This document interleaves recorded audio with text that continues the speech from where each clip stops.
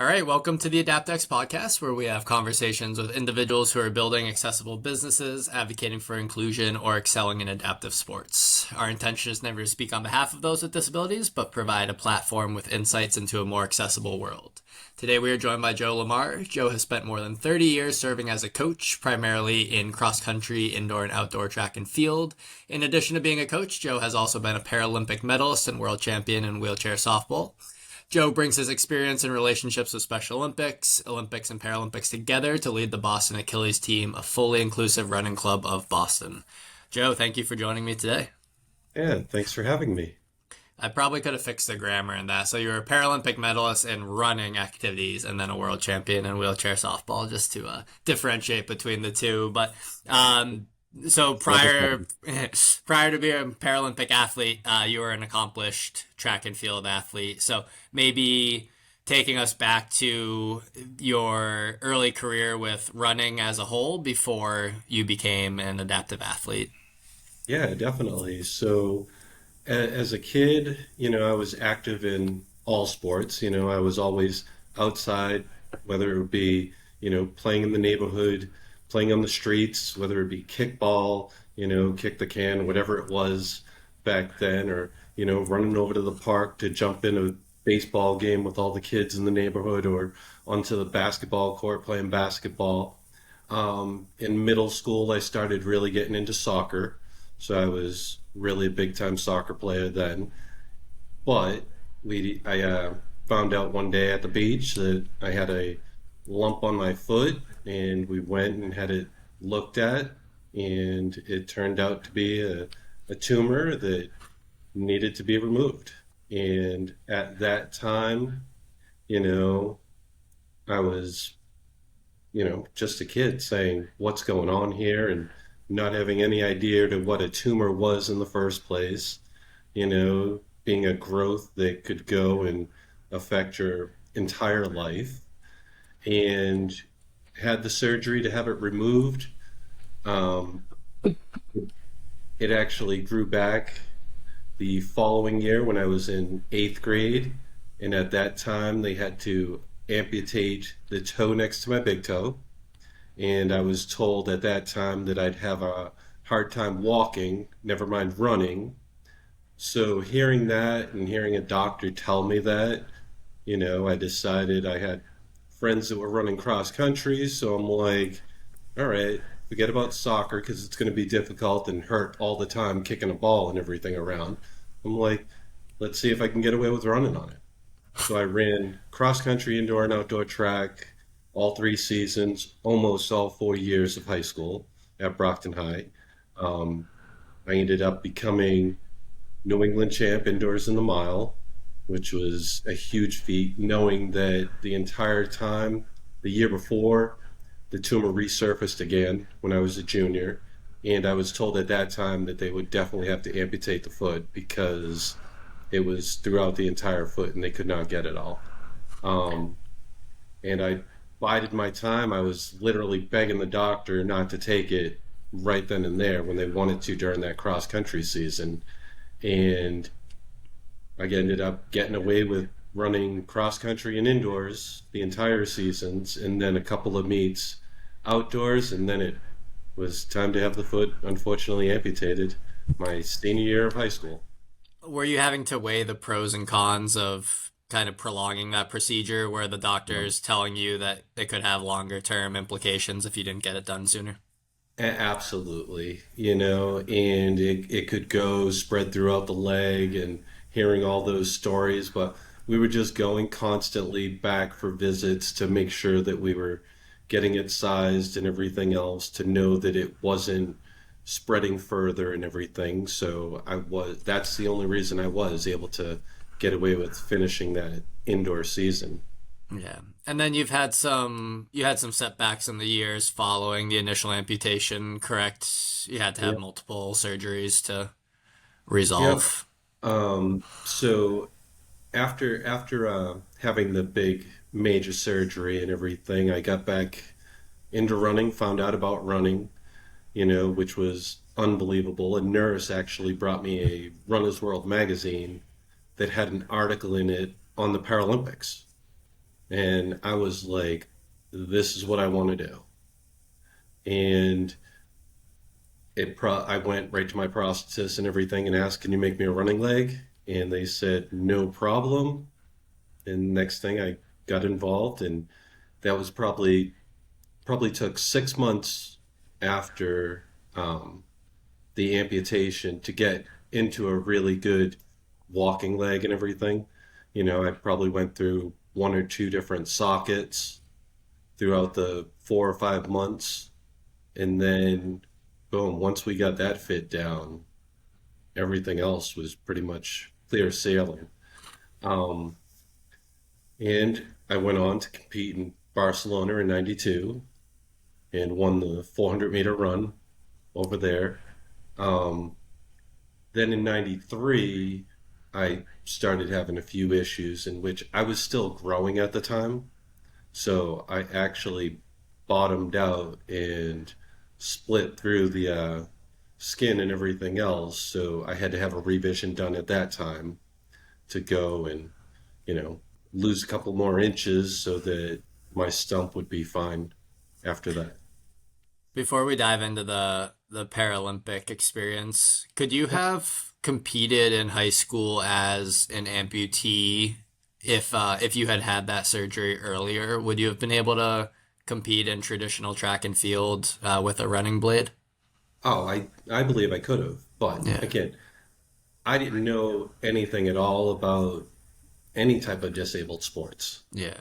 You Yeah, know, not even from like a competency standpoint, like I'm sure you would be fast enough to run, but at the time was the landscape of inclusion, was it different? it was non-existent. Yeah, You yeah. I know, wonder if you would have been allowed to compete or if people would have seen it as an unfair advantage.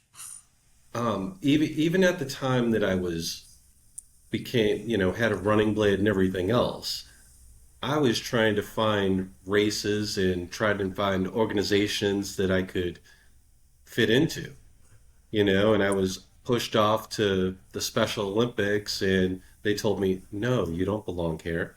You don't belong with us. And then I finally found out about Disabled Sports USA and everything, and that was the path to go down to get into the Paralympics.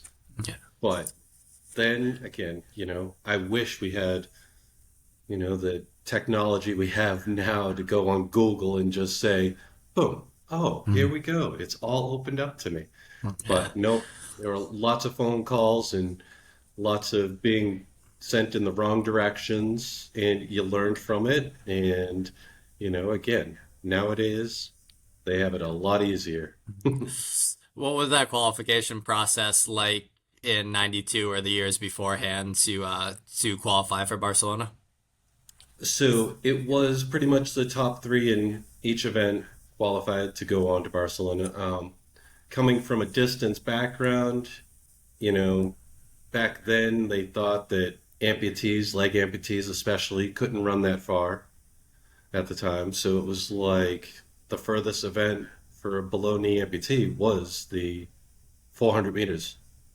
And that was a little disappointing. Again, being a miler, having to become a sprinter. Hmm. Yeah. Yep. Did I read that for Barcelona you were in TS2, but then in a later competition you were in T44? Did the is So that one is they're that the correct? same. And yeah, Yes, did they're the it same things. The did classifications just changed over the years, yeah. so they started using different terminology. Yeah, yeah, I figured that was gonna be Yep. my question. What is what are the pros and cons, and maybe there are no cons, of the Paralympic classification system? Did you have any difficulty with them? Anything that you can identify as a as a challenge?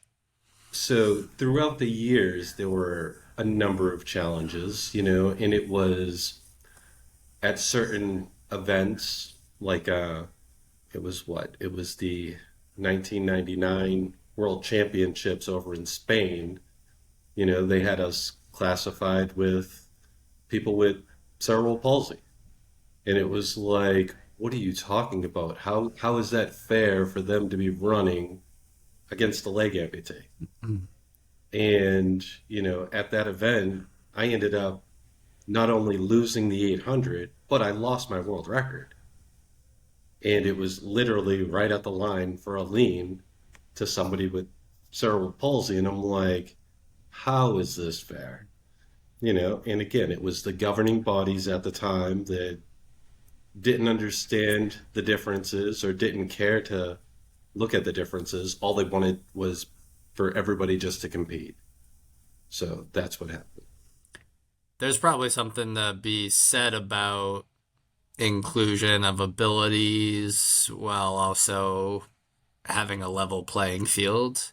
That Absolutely. that record that you lost was resolved after the fact, correct? A few years later, yes, I got a certificate in the mail, literally that said, world record holder and everything, but I didn't get the gold medal from the world championships. Yeah, yeah. I Not still hardly a still only got consolation prize. yeah, still only got the silver medal. And, you know, between us and everybody now on the podcast, I ended up getting three silver medals that year. Um, the 400, 800, and the 4 by 4 relay. And that silver medal for the 800 is the only medal that I didn't bring home throughout my entire career. My mother got every single medal except for that one.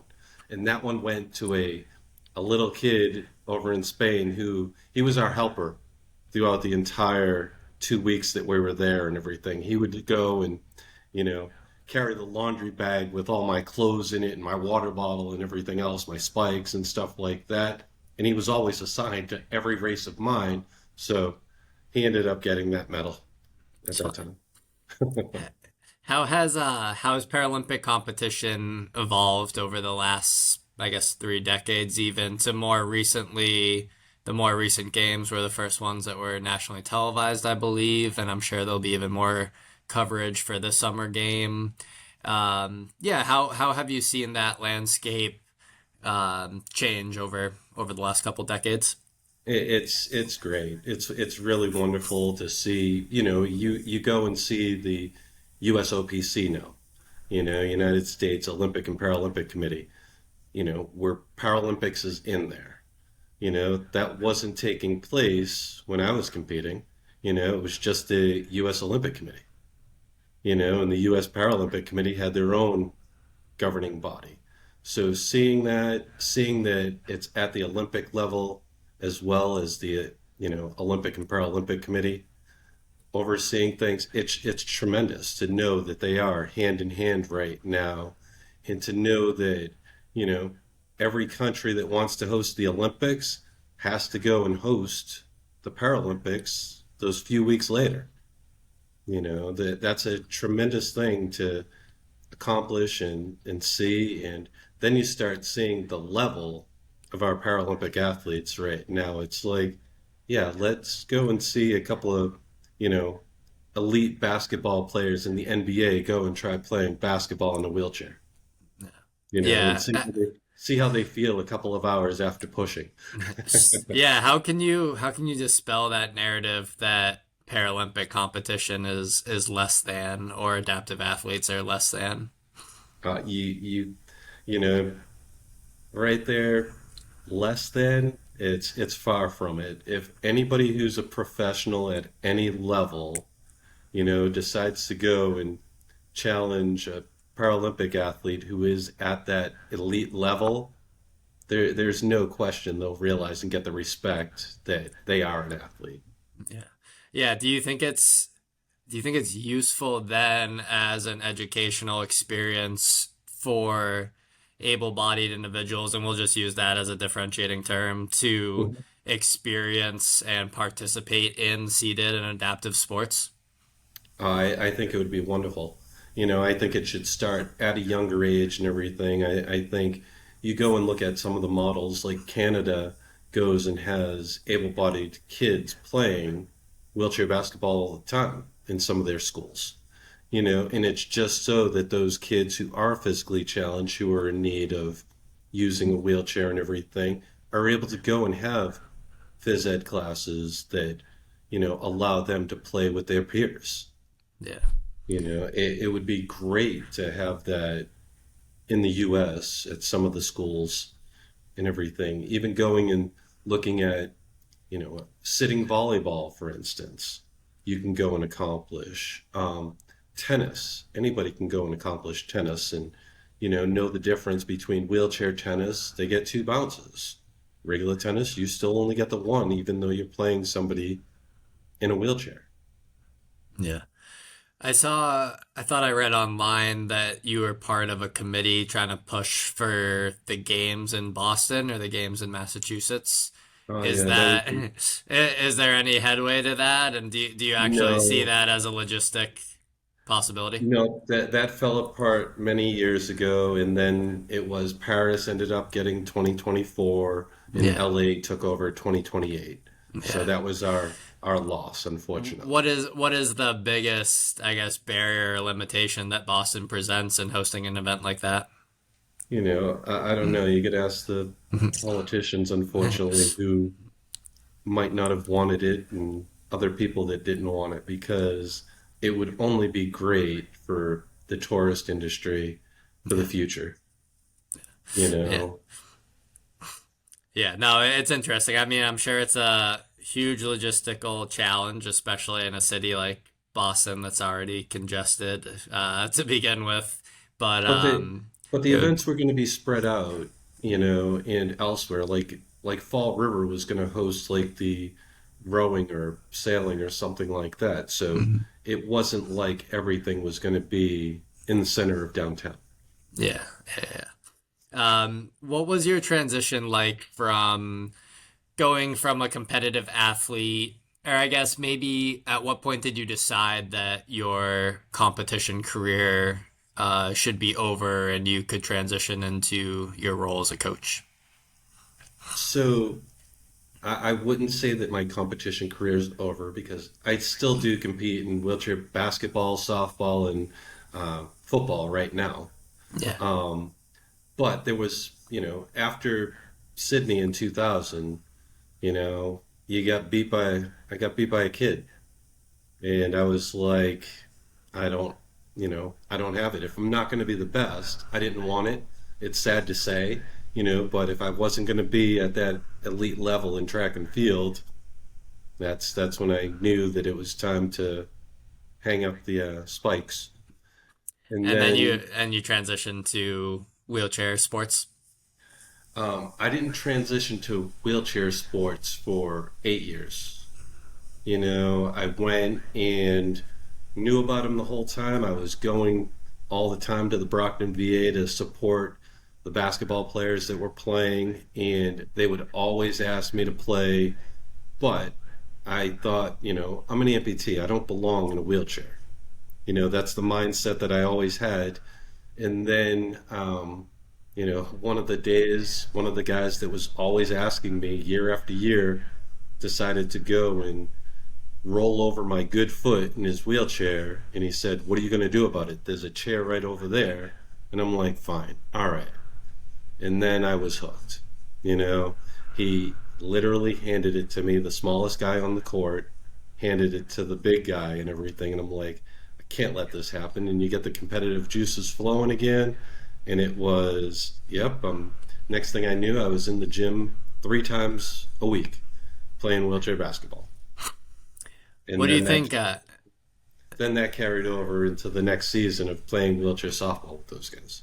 Yeah, yeah. What do you think drew you, in addition to clearly this competitive drive of needing to be excellent at sports that you compete in, but what do you think drew you to wheelchair basketball and some of those sports?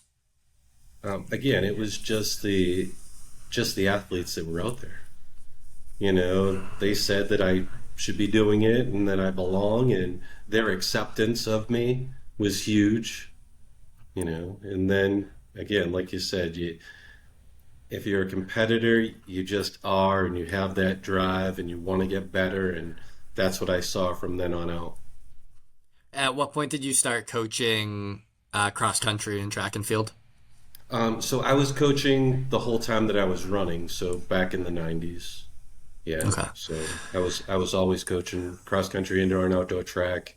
I was thankful to the schools that I was at because they would allow me to go off and still compete all around the world.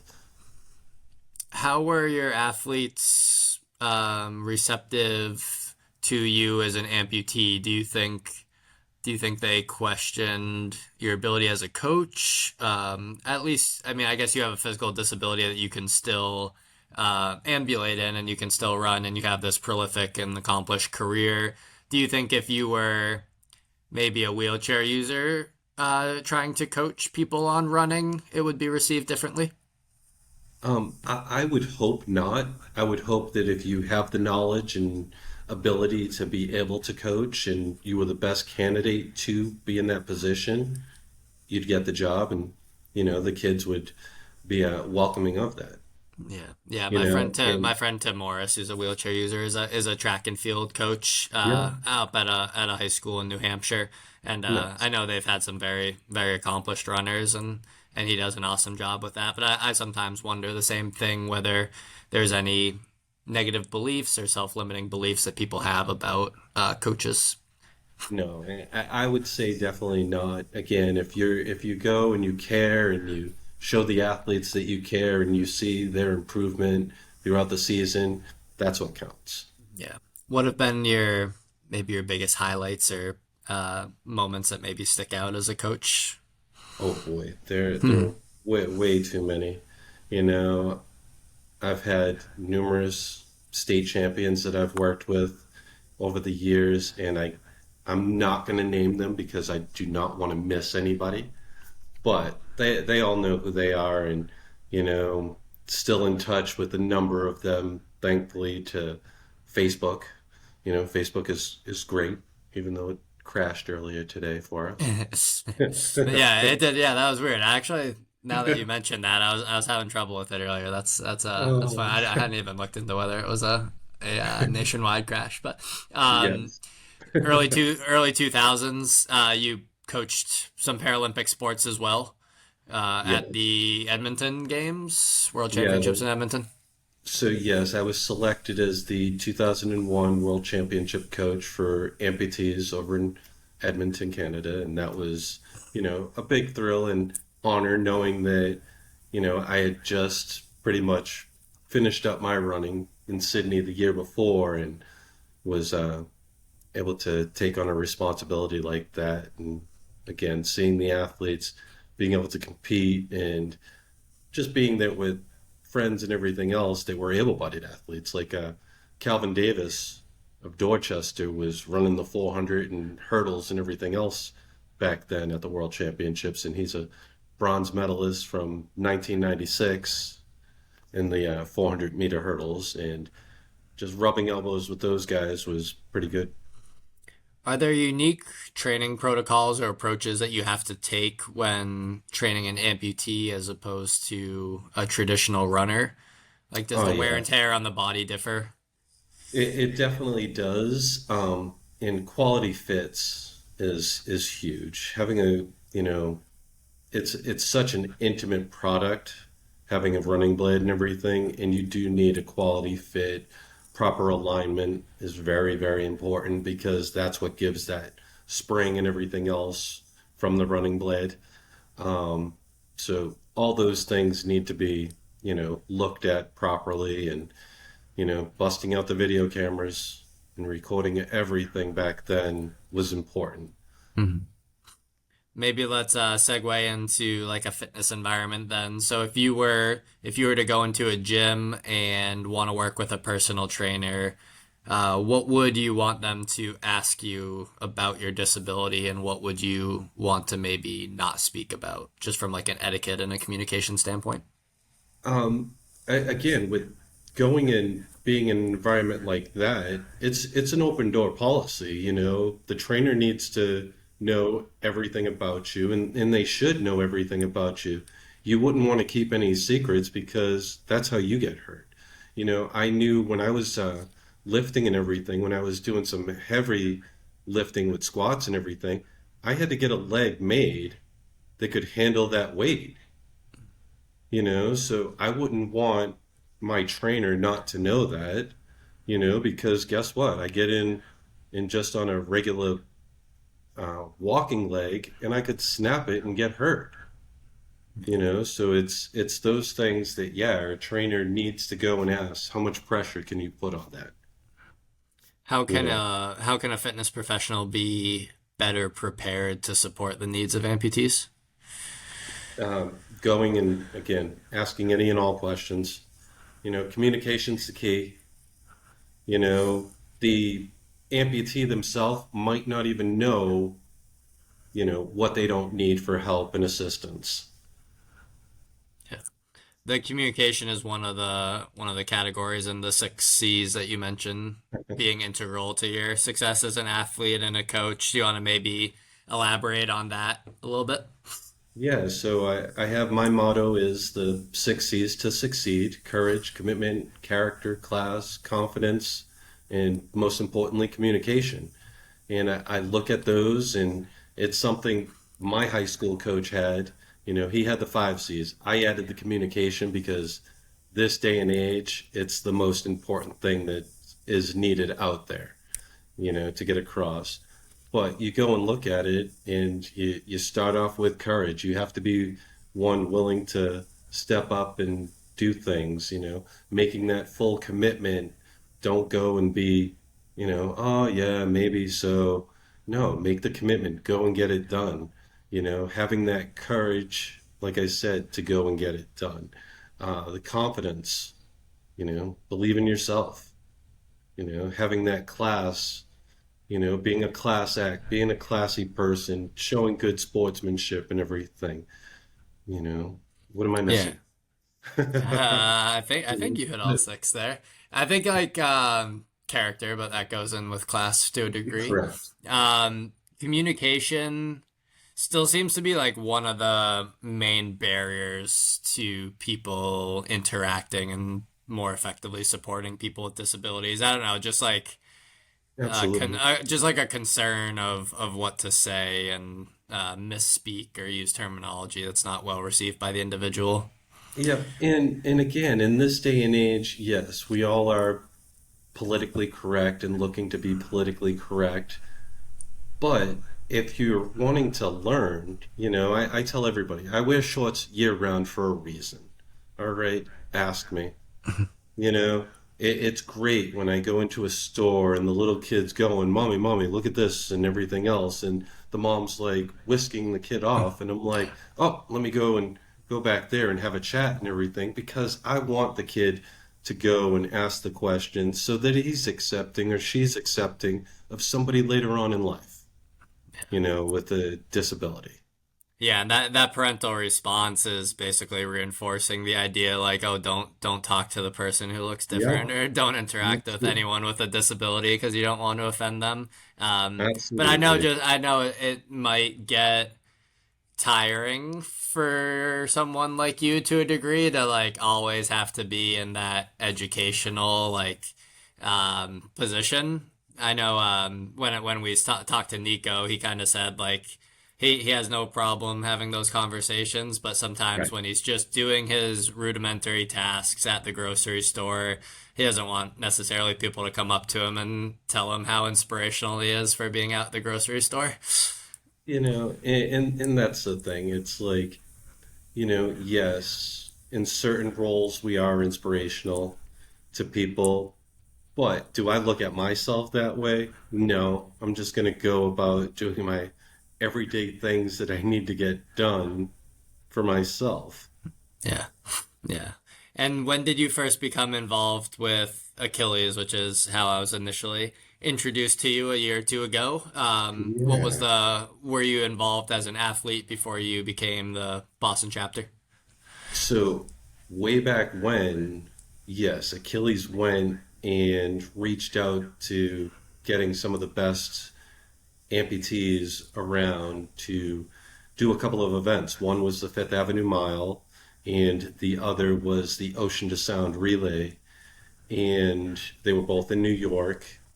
Um, I ended up winning the Fifth Avenue Mile on Saturday. We ran the relay together on Sunday, and pretty much it was like six people, each doing two different legs of various distances in this relay.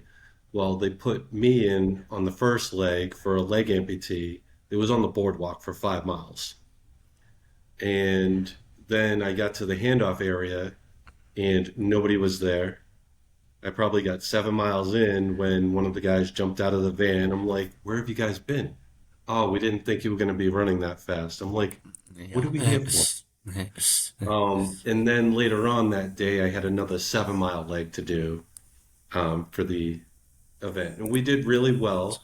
But I went afterwards and I told those guys, I'm like, I'm never competing with you guys or for you guys again. You had an arm amputee that could have run that leadoff leg for us and been fine on the boardwalk, Yeah. and it was just, I told them it was unprofessional and everything to be doing that. And then nobody's there at the handoff and everything. So then, a few years later, quite a few years later, um, I had worked with and spoken at Harvard, and Nicky Maxwell was one of their athletes. He was the first NCAA Division One athlete to compete with a running blade, below knee amputee as well. And I was helping him and everything, and again, just talking to the team and everything as a motivational speaker. And then a couple of years after he graduated, he went and did an internship for Achilles International in New York. And this job opened up, and he's called me and said, Joe, I think you'd be perfect for it. And sure enough, he wasn't wrong. Mhm. It's my passion to give back to those who are physically challenged. Yeah. Yeah, we'll talk more about Achilles in a second. You had mentioned the boardwalk, and it just made me kind of think of maybe we can quickly highlight what 5Ks or road races could do to make their course more accessible for athletes with physical disabilities. Yeah, that's that's a question that's really good. Um, Again, if it's a race that's been around, I don't think that they need to, change in my opinion. Especially if it has some history to it. It's like maybe we should be the ones to adapt and get used to it in some way. Is there a way for us to adapt to it? Whether it would be a wheelchair user switching up different tires to push through, you know, a part of the course that is tough and difficult to get through. Um, and again, you don't want to lose that tradition, in my opinion. Having been an able bodied athlete to now being someone who is physically challenged, I went and still competed on courses that, were trail runs and everything else. If I wanted to as an amputee, I got it done. And it should be the same for anybody in that situation. If there's a way to get it done, adapt to it and get it done. So if it's not necessarily a race director having to completely overhaul a course, what can someone do to create a more inclusive event or be more welcoming of a diverse population? Yeah, that's a better question. If they're going to go and come up with a new race and everything, how can they make it, fully accessible to everybody? Yeah, make sure they're on, you know, difficult parts, not too many turns, especially for someone in a wheelchair, it that's something you want to get your speed up, you want to keep your speed up, you want to keep rolling. Um, but you could still go and have different types of races and everything, have trail races that are fully trail races, and you can go and accomplish that in a hand cycle, for instance. Yeah, absolutely. So Achilles as an organization has chapters all around the country, maybe all around the world. What is the premise of the nonprofit organization, or what are the programs and services that they offer? Nice. Yeah, so with Achilles, our biggest thing is we are looking to be fully inclusive for anybody and everybody looking to go walk, run, roll. Plus now we've started Achilles Tri, which is our, triathlon group. So you're involved in swimming, we want you guys out there. We want everybody out there. If you think you're an athlete, if you don't think you're an athlete, we want you to come out and move. That's the biggest thing. You look at our population of how many people do have a disability just here in the US. It's like 26% of Americans have some sort of disability. How many of those people are active? It goes and it goes and builds into that character and everything in which you can go and have feel good about yourself, to go out and accomplish things with others too. And that community is everything as well. We're a welcoming community for everybody, and we do all different types of other social activities as well, whether it's pizza parties or, coffee and donuts, going out bowling with the group. Even those who are visually impaired are allowed to come out and go bowling with us. So, again, all of our events are fully inclusive for anybody and everybody that wants to be a part of Achilles. If someone wants to learn more about it or get involved with a local Yeah. chapter, we can put it in the show notes. But do you know where they would go to do so? You could go right on to Achilles International's website, Yeah. you know, and feel free to post if this is going out to mainly Yeah. Massachusetts or New England and everything. We have our Achilles International Boston Facebook page, Instagram is Achilles Boston on Instagram, and feel free to shoot my email in there as well, JLeMar at AchillesInternational.org. Do you know what the process is like for someone that might be interested in starting a chapter if there's not already a chapter in their environment? So if if there's not a chapter right away in their environment, we do have what's called our USA chapter. So that's basically for those individuals that are spread out all over the place. And what we do there is our Achilles chapter lead there goes and will find guides in their area to match them up with if they're in need of guides.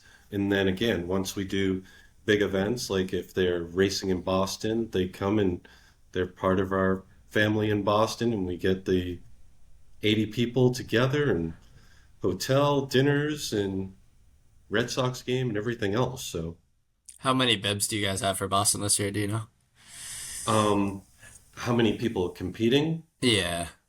I believe we're in the 60s. Yeah, that's awesome. Yeah, a large percentage of the hand cycles Correct. are from Achilles International, if I Very much remember so. correctly. Yeah. Yep, yep. Mostly our Freedom Team riders, so that's our veteran group. And that goes with other groups that we have. We do have two different kids opportunities with not only being a part of the chapter, but also a kids learn kids kids learn program. Let's edit that one because I totally butchered it. That's You fine. know, That's the yeah, point was well communicated still. yeah. I think I don't know the statistics offhand, but I think people believe that most amputees are veterans, but a large percentage of amputations don't come from combat related injuries. That's very true. I get asked all the time. I was just at DW Fields Park walking Sunday, and a guy stops me on a bike and everything, and he's like, "Are you a veteran?" And I'm like, "Nope." He's like, "Well, Mm. you're doing a great job. Keep it up." And I'm like, "Thanks, thanks." And it's one of the aggravating things though when you go places and they ask if you're a veteran and you say no, and they'll still say, "But if you say that you are, you get comped discounts and everything." And I'm like, "But Mhm. I'm not." That's yeah. Oh, That's pretty crazy. I yeah. people initiate that conversation, and I know they want to say thank you to you if you say that, yes, I Um, am a veteran, but then they're probably like, oh shoot, what did I get myself into when they ask that yeah. question? And you're like, oh no. Yeah, like, No, how do I recover? it's a tumor. It chose me. It's all right. I'm fine. We try to get all of our guests to give a little bit of insight into what the fitness industry or gyms as a whole could do to be more accessible. Do you have any advice? Maybe if someone owns a gym or if someone is entering the field as a personal trainer or a strength coach? Yeah, I go and look at equipment that's there. Is it fully accessible? Can you go bring a wheelchair up in it?